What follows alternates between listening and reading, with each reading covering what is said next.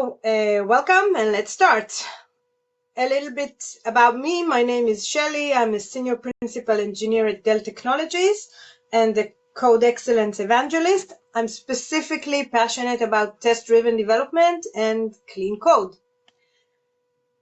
One second, my presentation is not playing. Okay, so what are we going to talk about today? How to compose implementation and framework-agnostic tests in a black box manner. Why? To increase our test resilience to implementation and even functional changes. And how? Using test helpers, the assertable, and the driver pattern.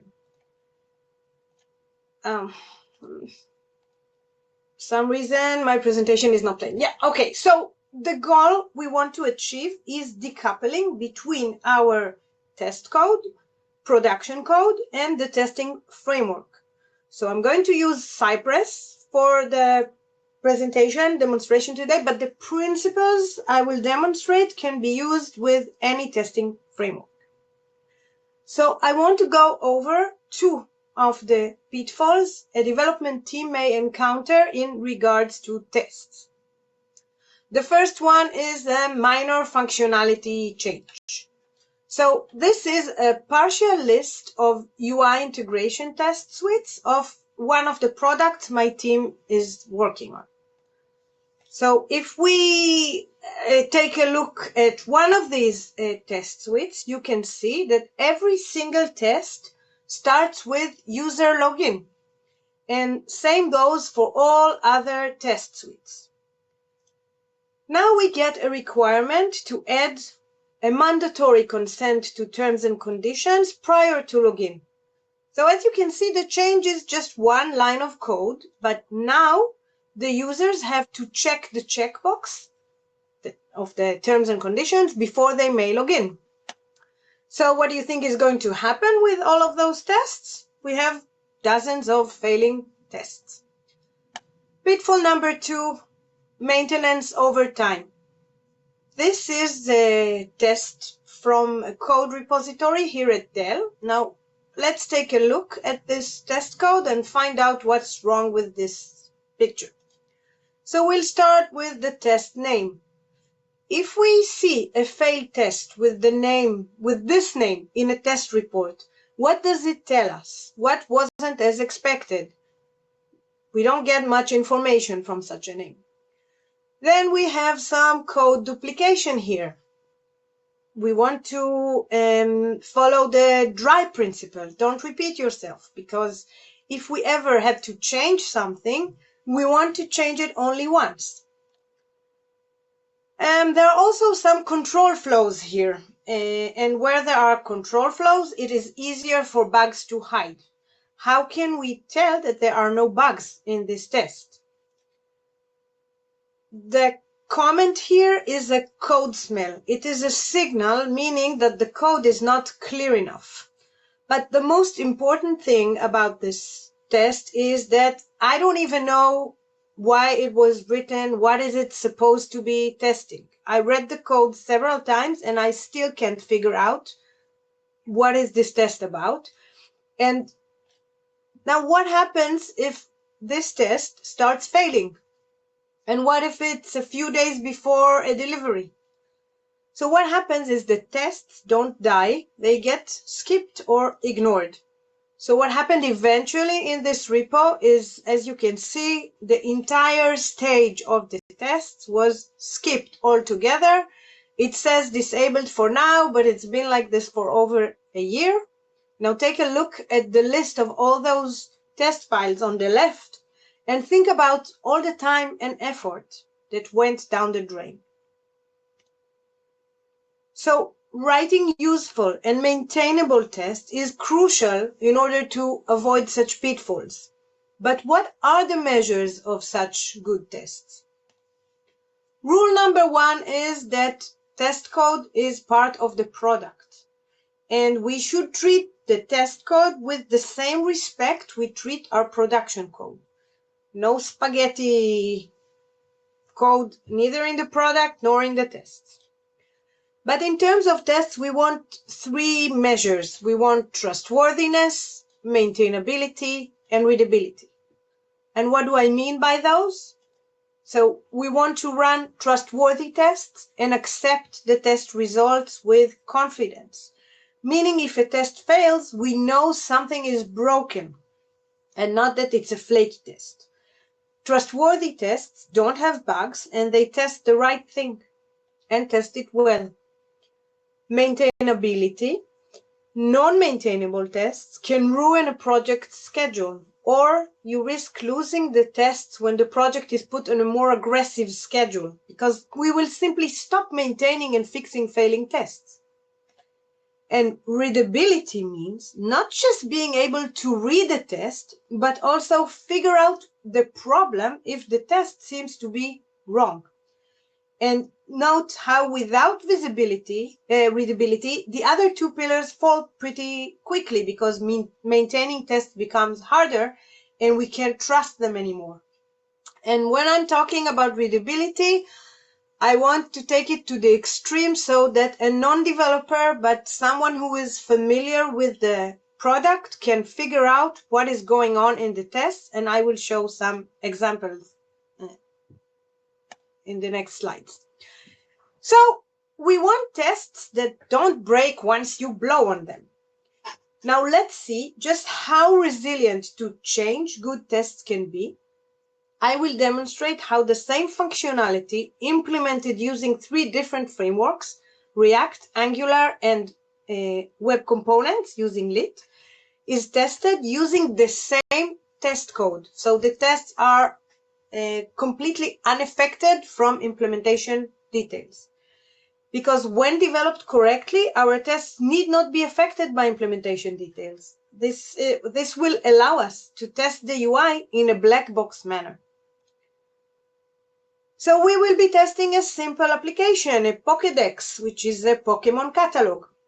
So we can browse through all Pokémons or jump to a specific index, say hello to Pikachu, and this Pokédex is implemented 3 times. The light green background is an Angular implementation, the black background is a React implementation, and the lavender background is the Lit implementation. What will we be testing? We want to test that next and prev buttons are disabled when we see the first and last Pokémon, respectively, and that the correct Pokémon name, image, and index are displayed. Simple functionality. So the application is rather simple. We have a Pokémon catalog component, which uses a service to send HTTP requests to the backend and fetch backend server and fetch Pokémon data. The Pokémon catalog component is composed from other components, such as the Pokémon image and the Pokémon Go components. So 3 components: catalog, image, and Go. Let's run some tests. We will start with end-to-end tests, and front-end end-to-end tests refer to a helper robot that behaves like a user or a manual tester and clicks around the application to verify that it functions correctly. So let's run some end-to-end tests on the Angular implementation. What are we testing? We're testing that prev button should be disabled when showing the first Pokémon, that the correct Pokémon name, index, and image should be displayed, and then the same 3 tests again when we click on next, and then we click on prev, and when we type an index and click on go. So you can see those test flows running, and if I run the tests, the end-to-end tests for the React implementation, what will we be testing? Exactly the same thing, that it shows the correct name, index, and image, and that next and prev are disabled when showing the first or last. The prev is disabled when showing the first Pokemon, and that it jumps to the correct Pokemon when we type an index and click on go, and the same tests exactly for the lit implementation. Okay, let's just watch these run, and test suites look similar. Of course, it's the same functionality, but what about the test code itself? So let's go over the test code. This is the end-to-end test suites. Before each test, we navigate to the home page, and then we wait for the first Pokemon to appear, the first Pokemon being Bulbasaur. So, and then we have a test to verify that prev button is disabled, that the index, image, and name are of the first Pokemon, which is Bulbasaur. So in case you are wondering where are all these methods coming from, the when, get, and then, good, stay tuned. It will all be clear soon enough. So which framework are these tests testing? All three frameworks. Same test code tests the three implementations. Things to note here: each test tests one thing and tests it well. There are no control flows in the test body. And if a test fails, just looking at the test name in the test report can tell us what went wrong, what wasn't as expected. Now we have two more test cases here. We have a test case when we're clicking on next twice. Before each test, we navigate to the home page. We wait for the Bulbasaur to be loaded. We click on next. Then we wait for the Ivysaur. And then we click on next and wait for the Venusaur to appear. And then we verify that we see the index name and image of Pokemon number 3. And then we click once on Prev. Before each test, we click on Prev, and then we make sure that we see the details of Ivysaur.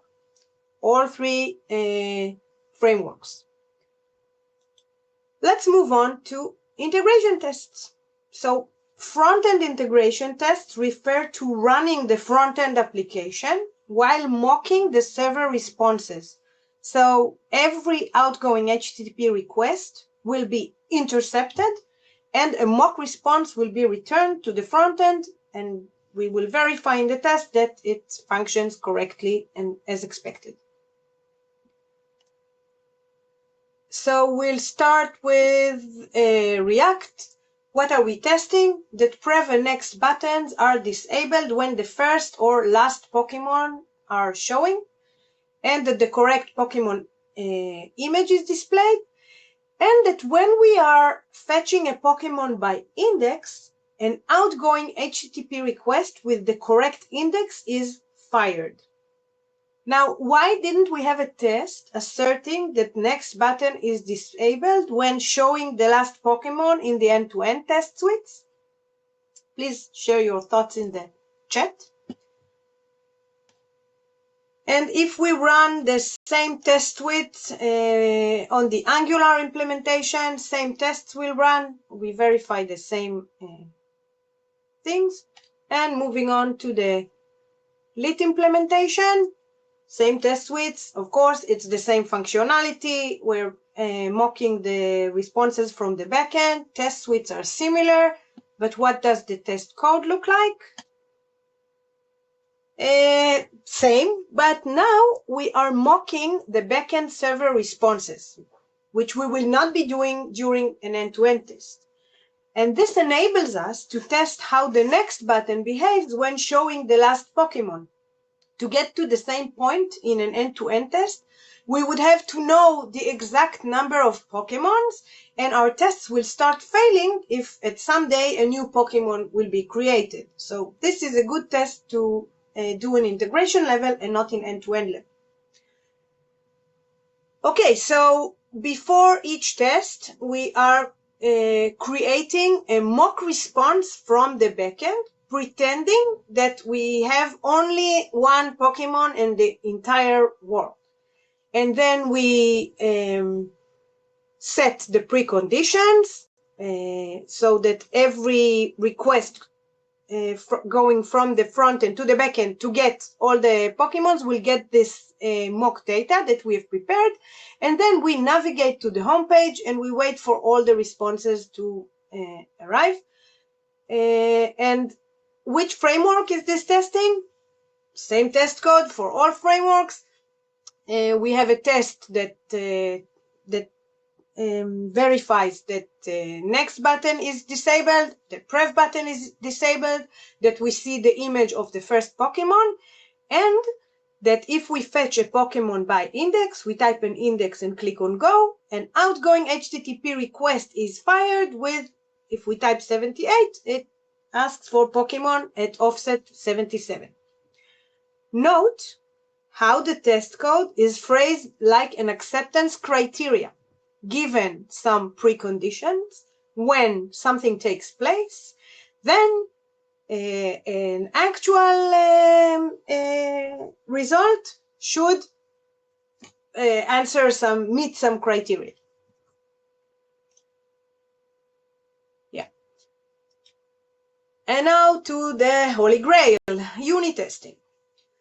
So unit testing basically means we verify an individual isolated part of our software works as expected, meaning the only production code which is running during the test is that of the unit under test, and the rest of the application, services, and stuff are mocked. Now, when we are testing a UI component in isolation, it is referred to as component test. We mount a component and we test it in isolation, detached from the rest of the application. So I want to say a word about mocks and stubs and spies and test doubles.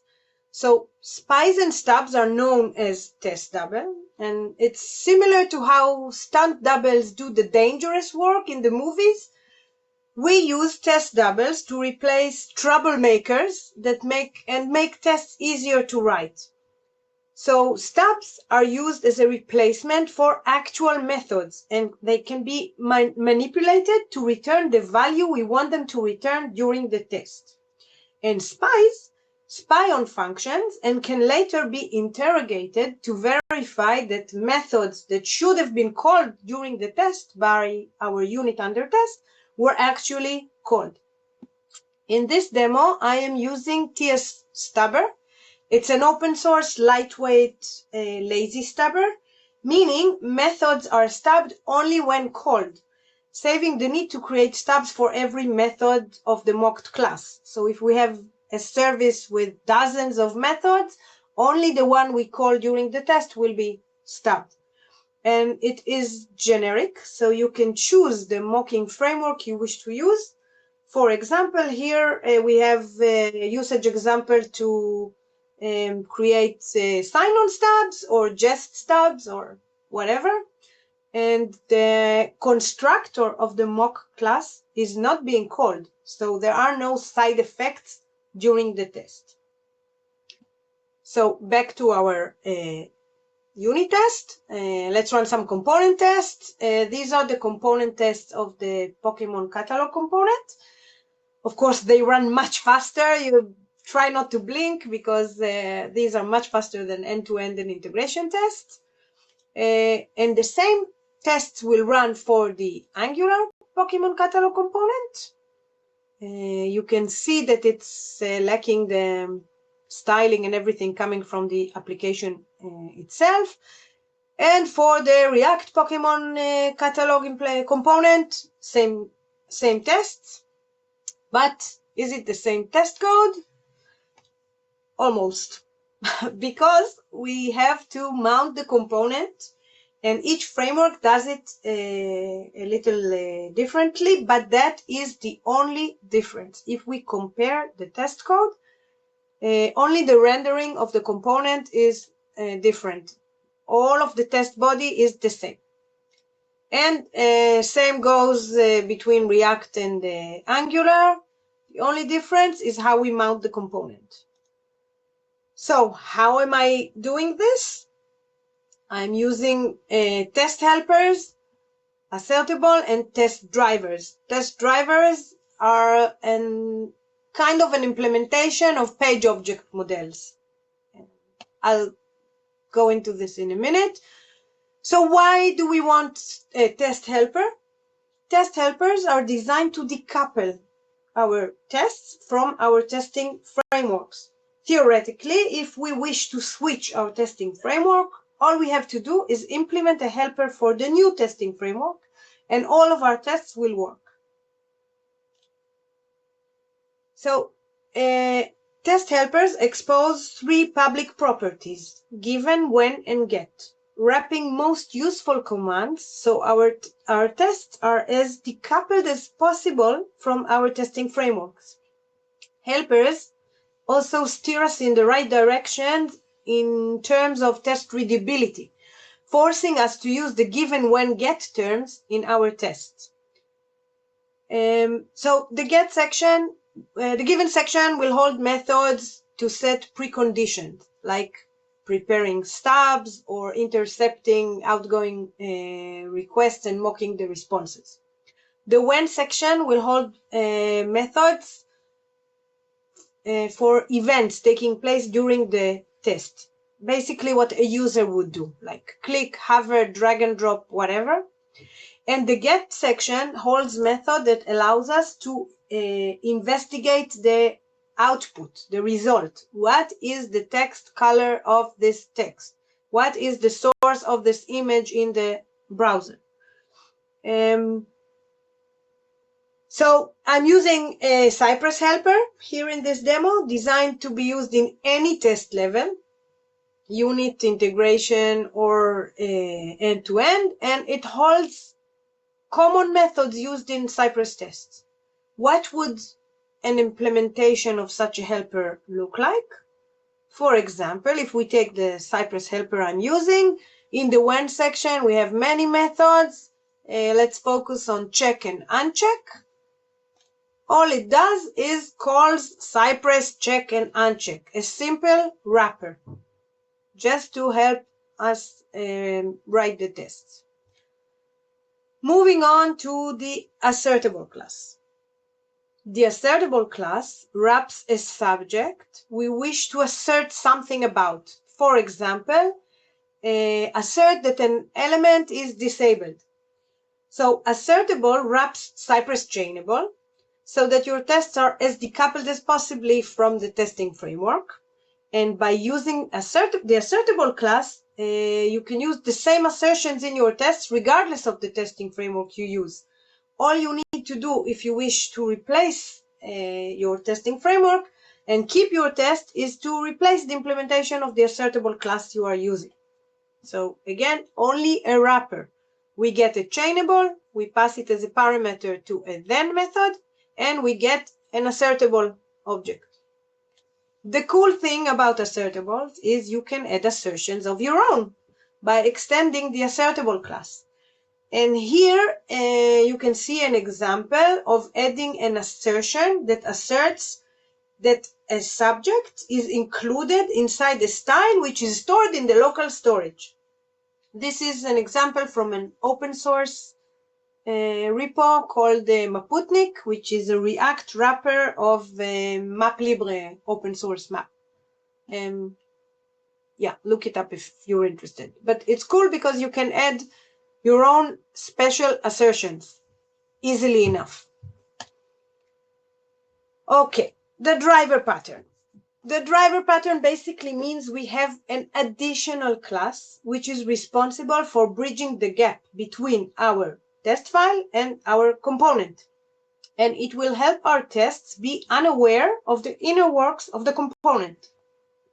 In addition, if we change something in the component which causes the tests to fail, we will just have to amend the driver and the test will just pass again when the same logic works. If you recall the first pitfall we went over at the beginning, all we have to do is change the login method in the driver and all the tests will become green again. So every test driver exposes 3 public properties, given, when, and get. The given property holds methods which will allow us to set preconditions before something takes place in the test. This is a classic place to have methods which will set the inputs which are going to be passed down to our component, for example. The when property will hold methods of events which takes place during the test, like render, click, hover, etc. And the get property will hold methods which will give our test access to the output of the component in a black box fashion. We are testing output, not implementation. Let's see an example. So the Pokémon image component displays a GIF image. You can see the Bulbasaur jumping up and down, unless there is an error, because not all Pokémons have a GIF image. And then it shows a fallback PNG image. Note the data attributes we are using to select those elements, those HTML elements in the browser during the test.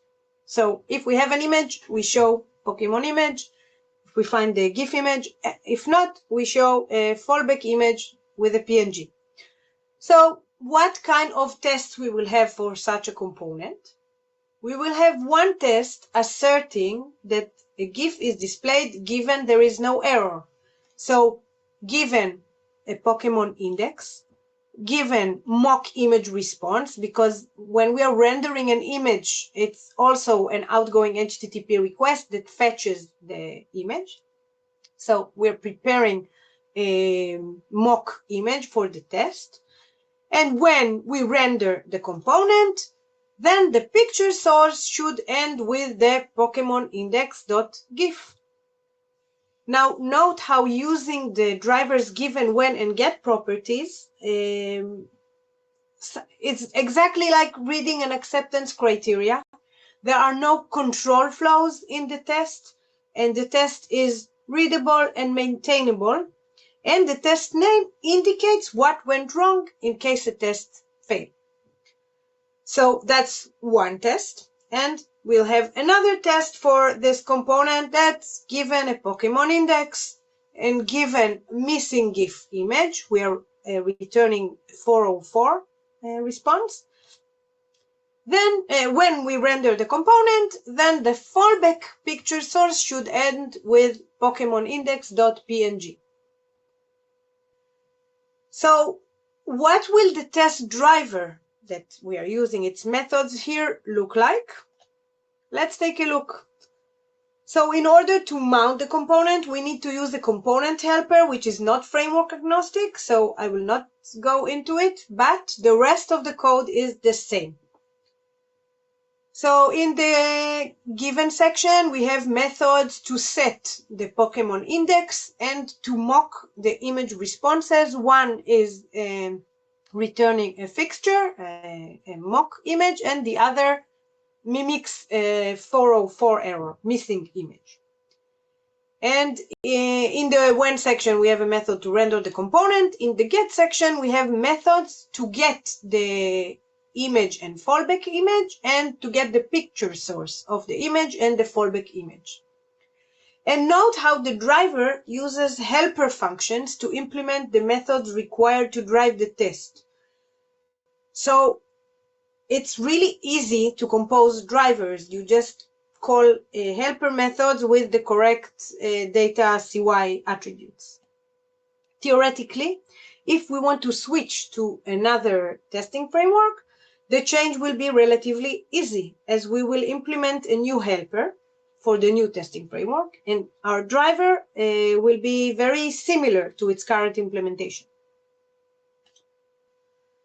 And yeah, the only difference is the component helper we are using to mount the component. So this was a test driver, kind of like a page object model, but we are dividing our methods to 3 sections, given, when, and get. And now to the cool thing about test drivers. They can be composed to drive a test of a component composed of multiple subcomponents. This way, test drivers can be used as building blocks to compose more elaborated test drivers. So we have the inner component test driver. And in our example, the Pokemon catalog driver will hold Pokemon image driver and expose its methods because we do not wish to repeat ourselves. We don't want to implement again the methods already implemented in the Pokémon image driver. And then if we take it another step forward, we can create a driver for a page in our application, and then eventually we can create a driver for our entire application. And made of many components. So let's take a look at the code. If you recall, this is the Pokémon catalog component, and it holds inside it a Pokémon image component. And this is the Pokémon catalog test driver. It holds an instance of the Pokémon image driver, and it exposes its given, when, and get methods. Because we already implemented the method to get the image source of the Pokémon image, we do not wish to repeat ourselves. This way, if there ever is a change, we only make it in one place, if you remember the login example. And this is what the test would look like. We can use the method to get the picture source, which was implemented in Pokémon image, as it was exposed by the Pokémon catalog driver. Integration driver will be composed from all relevant component drivers, in our case the Pokémon catalog component driver, and will contain integration tests, related methods in addition. For example, methods for intercepting outgoing HTTP requests and mocking responses. And as shown before, these are the integration tests, framework agnostic as promised. Note how most of the driver methods were already implemented in the component drivers. And as shown before, these are the end-to-end tests. So we're using drivers as building blocks to create more elaborated test drivers using driver composition. Let's see another example. The Pokémon Go component consists of an input field and a button. When the users type an input and clicks on Go, onSubmit should be called with the correct index. What will we want to test for such a component? We want to test that the Go button is disabled if there is no input, that the Go button becomes enabled when the user types an input, and that onSubmit is called when typing an index and clicking on Go.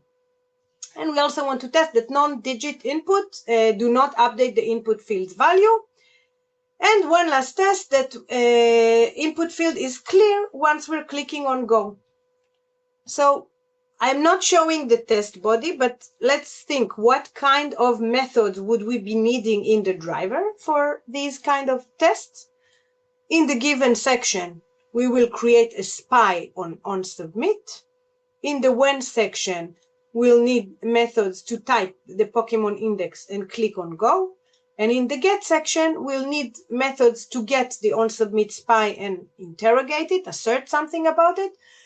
We need to get the input value of the Pokémon index, and we need to get the Go button to test whether it's enabled or disabled. Now, just going over the driver's code, we can envision what the test's body would look like. And of course, and this is what the tests look like. These are the Pokémon Go tests. And of course, we want to update the Pokémon catalog driver to expose the methods of the newly added Pokémon Go driver, just like we did with the Pokémon image driver. So all is well, we are happy with our tests, but then someone finds a bug. If you recall, not all Pokémons have GIFs. This is why we have the fallback image. But this Pokémon, Nidorino 33, does have a GIF. Zacian does not have a GIF. See what happens after we navigate to a Pokémon with no GIF, like Zacian, and then back to a Pokémon which does have a GIF. We just saw it, like Nidorino. We get the fallback image. He stopped jumping. We have a defect. So when we find a defect, the first thing we are going to do is write a test that fails due to this bug. And let's do it together and note how easy it is to add such a test now that we have all of those drivers and testing infrastructures in place. So it should render Pokemon GIF when changing from a Pokemon without a GIF to a Pokemon with a GIF. We'll type in the Pokemon Go input, we'll type 888, and then we'll click on Go. We'll wait for Zacian to load. We'll then type Pokemon index 33. We'll click on Go and wait for Nidorino to load. And then we expect the picture source to end with 33.gif. This test is, of course, going to fail. We just saw it. But now that we have a failing test ready, we can fix the bug, knowing in confidence it is actually fixed. So let me circle back to the beginning of this talk. You remember we had dozens of failing tests. All we had to do is add one line of code to the login. This is the actual test driver of this entire application. It has a login method. We added a line to check the consent, and all the tests were green again. So to summarize, sustainable and useful tests are trustworthy, maintainable, and readable.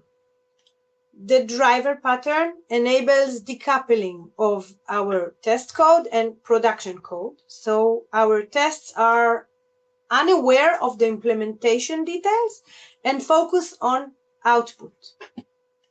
Using test drivers and helpers improves test readability and maintainability. Now, if there is one image to remember from this entire talk, is this. The test code uses the test driver, so that the test code is unaware of the implementation details, and it also uses assertable to achieve decoupling from the testing framework. The test driver uses the test helper, so it is unaware of the testing framework, and it has knowledge of the production code. The right part is proprietary. You write your own production code, test drivers, and test code. The left part is open source. You can use open source test helpers, assertables, and of course, Cypress. Now, say you wish to adopt these patterns into your code base, which already has countless tests implemented. How do you start? You start off simple. Whenever you introduce a change, build a driver for the component you change. It does not have to be perfect or elaborated. Just add the methods you need for the specific test. Adding one driver at a time, one test at a time, will get you there slowly but surely. We started implementing these testability infrastructures in our component libraries at Dell about 18 months ago. And at first there wasn't much, but after a few months, most appliances and most products adopted these infrastructures and even contributed back test drivers. And it may take some time to get used to using test helpers and test drivers, but the best way to have an easy adoption is just engage in some hands-on practice. Okay, so given that this was of interest to you, when this session is over, then you can get more information here. You can find here links to the repository with all 3 Pokémon applications and test cases, and you can practice hands-on workshop as well. You'll find the instructions in the repo if you wish. There's also a link to a Medium article explaining all this without me talking in the background. And you can find links to the documentation of the test helper and some links to open source repositories using this pattern. Thank you. Thank you so much, Shelly. That talk was really amazing. And I think one thing that stood out to me that you mentioned that, maybe kind of seems a little innocuous at first, but I think is actually a pretty bold statement. you said that your test code should be treated with the same respect as your application code. And I think it's a bold statement because honestly, it's just not something that's super commonplace. So I appreciate that part of your talk. Thank you so much for sharing your insights and how you can achieve such a setup in your own test suites, and for the amazing Pokemon theme.